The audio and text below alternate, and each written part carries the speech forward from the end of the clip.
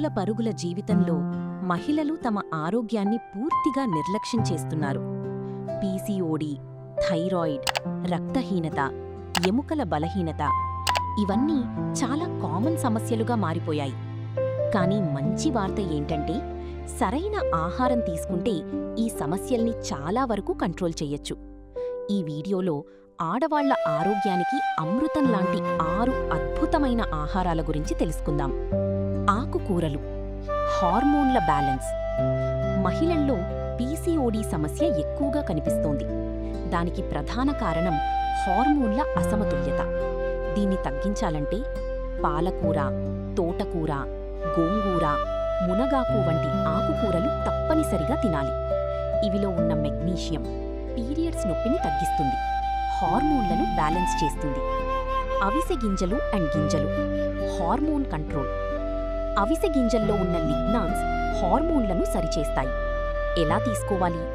రోజుకు 1 స్పూన్ అవిసె గింజల పొడిని మజ్జిగలో కలిపి తాగండి.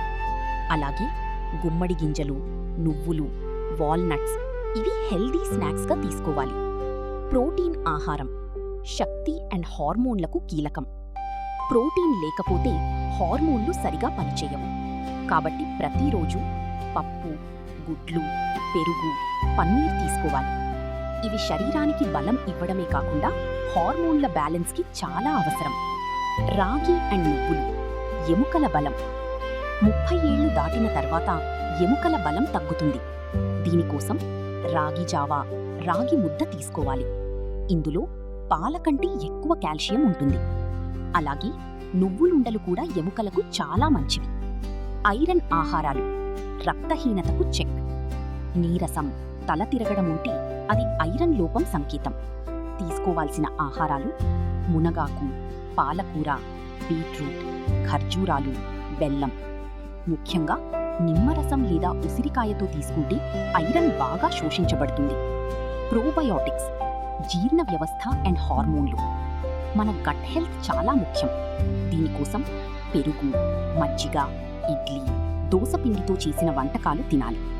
ఇవి జీర్ణ వ్యవస్థను మెరుగుపరుస్తాయి, హార్మోన్లను సరిచేస్తాయి. రోజుకు 8 గంటల నిద్ర, రోజుకు 30 నిమిషాలు నడక లేదా 2.5 to 3 లీటర్ల నీళ్లు. ఒత్తిడి తగ్గిస్తే హార్మోన్లు సరిగ్గా పనిచేస్తాయి. Beauty and hair tips. రోజుకో ఉసిరికాయ, చర్మానికి కాంతి.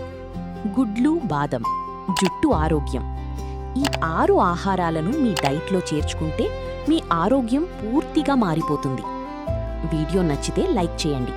ఇలాంటి వీడియోల కోసం సబ్స్క్రైబ్ చేయండి. ధన్యవాదాలు.